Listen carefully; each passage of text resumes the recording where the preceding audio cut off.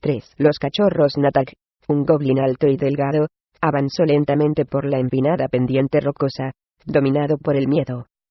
El goblin tenía que informar de sus hallazgos, no podía ocultar la muerte de 5 gnolls, pero la pobre criatura dudaba mucho que Ulgulu o Kempfana recibieran la noticia con agrado.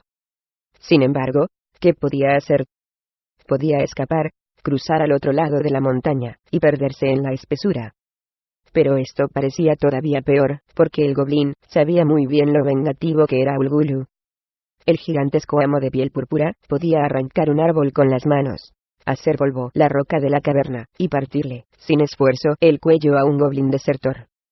Cada paso lo hacía temblar a medida que Natak pasaba más allá de los arbustos, y entraba en la pequeña cueva de acceso a la caverna de su amo. Ya era hora de que volvieras, le reprochó uno de los 2 goblins presentes. Llevas 2 días fuera. Natak solo asintió y respondió con fuerza. ¿Qué quieres? Preguntó el tercer goblin. ¿Has encontrado a los gnolls?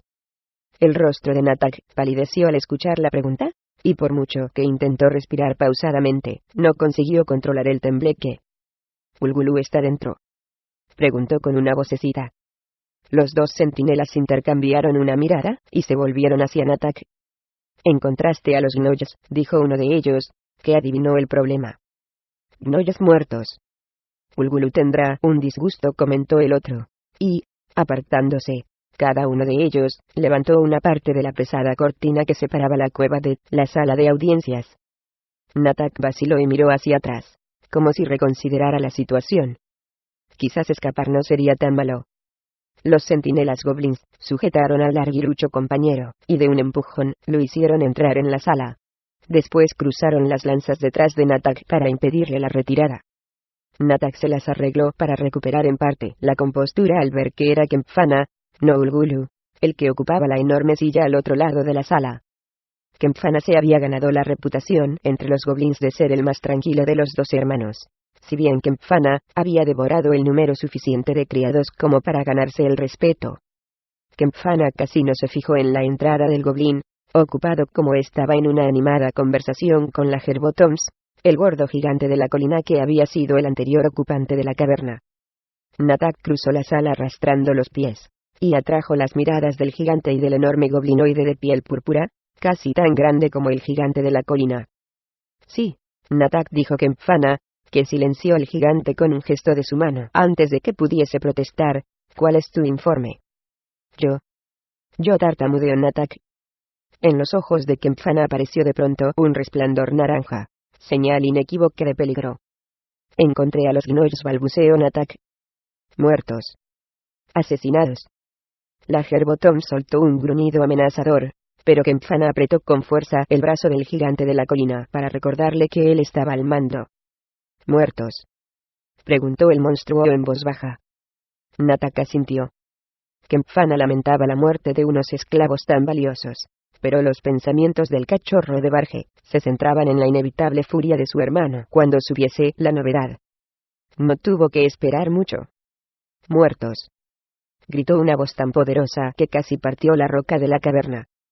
Las 3 criaturas de la sala se agacharon instintivamente, y se volvieron a tiempo para ver cómo la enorme piedra que servía de puerta a otra habitación volaba por los aires. «Ulgulu», chilló Natak, y el pequeño goblin se echó de cara al suelo, sin atreverse a mirar. La gigantesca criatura goblinoide de piel púrpura entró como una tromba en la sala de audiencias, los ojos convertidos en una mancha de furia naranja. Con 3 zancadas, Ulgulu se colocó junto al gigante de la colina, y de pronto la Herbotoms pareció muy pequeño y vulnerable. «Muertos», rugió una vez más Ulgulu, rabioso.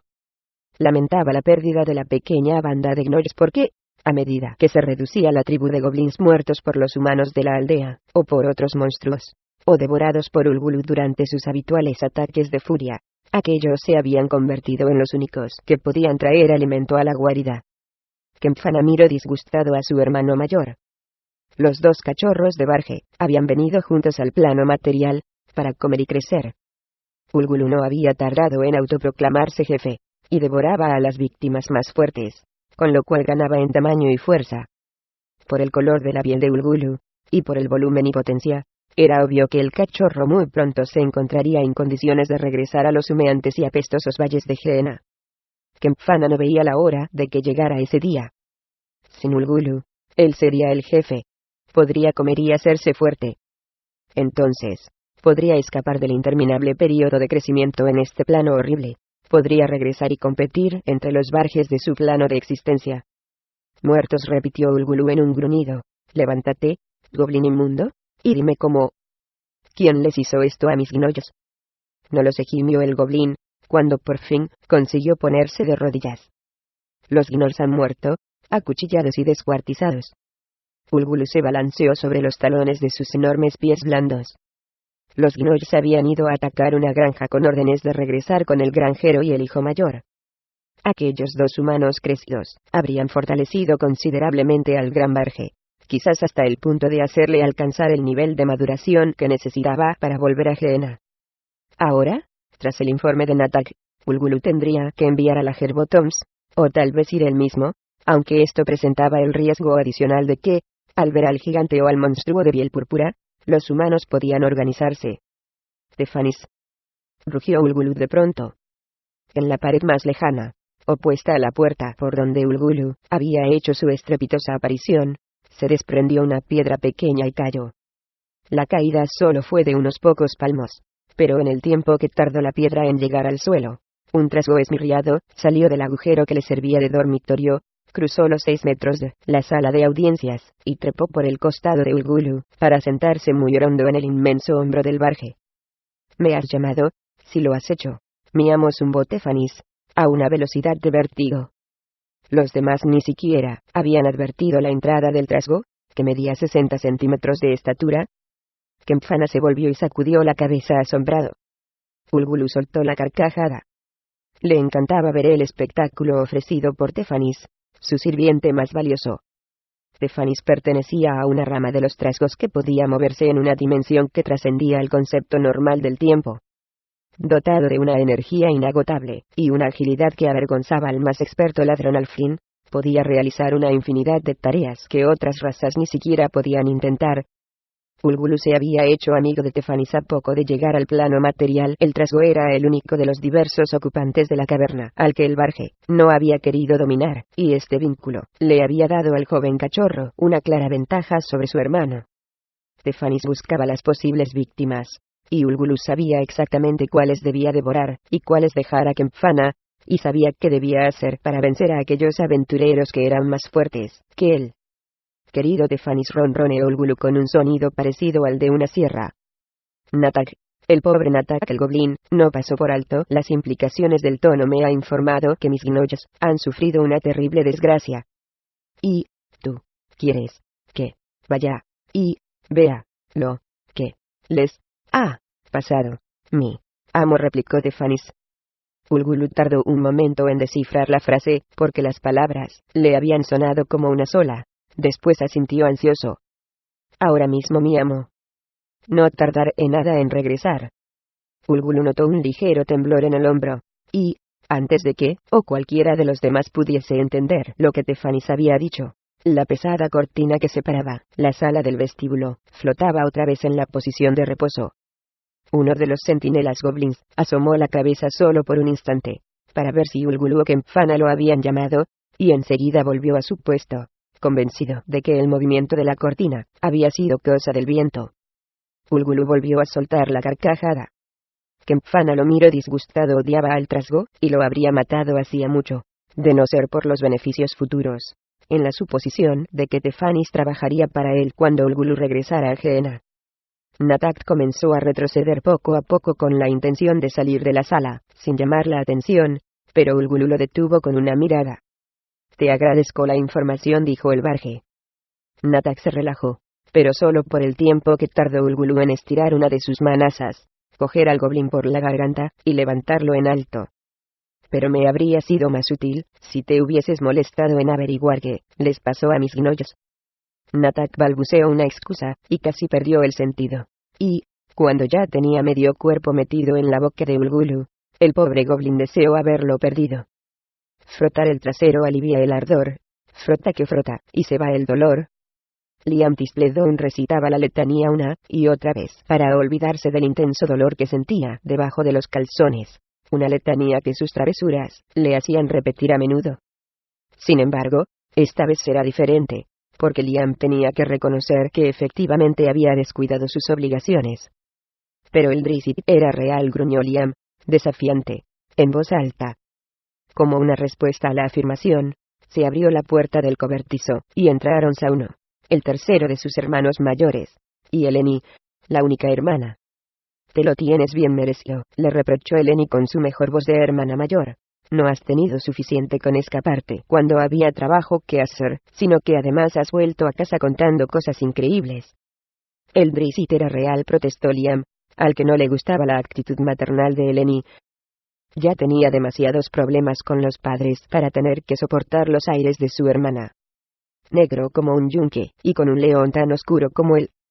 Callaos, les advirtió Sauno. Si papá se entera de que estamos aquí, nos azotará a los tres. Es verdad, exclamó Liam, demasiado fuerte, y Sauno le dio un bofetón. Los tres se volvieron, pálidos de miedo, cuando la puerta se abrió de par en par. Ven aquí, susurró Eleni con voz áspera, sujetando a Flanny por el cuello. Este era mayor que Sauno, pero 3 años menor que Eleni. Sauno, siempre preocupado por todo, echó un vistazo para comprobar que no había nadie en el exterior, y después cerró la puerta, sin hacer ruido. No se espía a la gente. ¿Y cómo podía saber que estabais aquí?, replicó Flanny. Venía con la intención de jorobar al pequeño. Miró a Liam, retorció la boca y movió los dedos como las patas de una araña. Soy el Drizzt, que se come a los niños pequeños. Liam le volvió la espalda, pero Sauno no se asustó. Vamos, cállate, le dijo a Flanny, acompañando las palabras con un coscorrón en la cabeza del hermano mayor. Flanny dio media vuelta dispuesto a devolverle el golpe, pero Eleni se interpuso entre los dos. Basta, gritó Eleni, tan fuerte que los 3 varones Tisledon se llevaron un dedo a la boca para reclamar silencio. El Drizzt era real, insistió Liam. Puedo probarlo si no tenéis demasiado miedo. Los 3 hermanos lo miraron curiosos. Liam era un mentiroso de tomo y lomo, pero, ¿qué podía ganar ahora con mentir? El padre no había creído a Liam, y esto daba por acabado el tema de los castigos. Aún así, el pequeño insistía, y su tono les dio a entender que podía haber algo de cierto. ¿Cómo puedes probarlo?, preguntó Flanny. Mañana no tenemos que trabajar, contestó Liam. Iremos a buscar moras a la montaña. Mamá y papá no nos dejarán ir, intervino Eleni. No pondrán pegas si conseguimos que Connor nos acompañe, dijo Liam, que se refería al hermano mayor. Connor no te creerá, afirmó Eleni. Pero te creerá a ti, exclamó Liam, con tanto brío que provocó un chistido de todos los demás. Pues yo no te creo, declaró Eleni en voz baja. No dejas de inventar cosas, de meterte en líos, y de contar mentiras para librarte del castigo. Liam se cruzó de brazos, y taconeó impaciente para acallar la regañina de su hermana. Puedes decir lo que quieras, la interrumpió, incapaz de aguantarse, pero me creerás, si consigues que Connor nos acompañe. Vamos, por favor, pídeselo, le rogó Flanny a Eleni, aunque Sauno, preocupado por las posibles consecuencias, sacudía la cabeza para manifestar su oposición. Y después de subir a la montaña, ¿qué?, preguntó Eleni como una aprobación tácita y una invitación a que Liam les diera más detalles. Liam sonrió satisfecho, y apoyó una rodilla en tierra. Alisó un poco el serrín en el suelo para dibujar un mapa aproximado de la zona donde había encontrado al Drizzt. El plan era sencillo. Eleni, ocupada en recoger moras, sería el cebo. Los 4 varones la seguirían en secreto y vigilarían mientras ella simulaba torcerse un tobillo, o cualquier otra lesión. Los gritos de socorro atraerían al Drizzt. No había motivos para dudar que acudiera a socorrer a una joven bonita en apuros. Eleni protestó enérgicamente. No la entusiasmaba ser de lombriz en el anzuelo. Pero si tú no crees que exista, se apresuró a recordarle a Liam. Su sonrisa, que dejaba al descubierto el agujero donde le faltaba un diente, le demostró a la muchacha que su terquedad la había acorralado. ¿De acuerdo? Lo haré, refunfuñó Eleni. Y no creo en tu Drizzt, Liam Tisledon. Pero si el león es real, y me muerde, te las verás conmigo. Dicho esto, Eleni dio media vuelta, y salió furiosa del cobertizo. Liam y Flanny escupieron en las palmas de sus manos, y después se volvieron para mirar amenazadores a Sauno, hasta que él superó sus reticencias. Entonces, los tres hermanos entrechocaron las palmas ensalivadas en un gesto de triunfo. Cualquier desacuerdo entre ellos se esfumaba cuando alguno descubría algo con que molestar a Eleni. Ninguno de ellos le habló a Conor de que planeaban casar al Drizzt.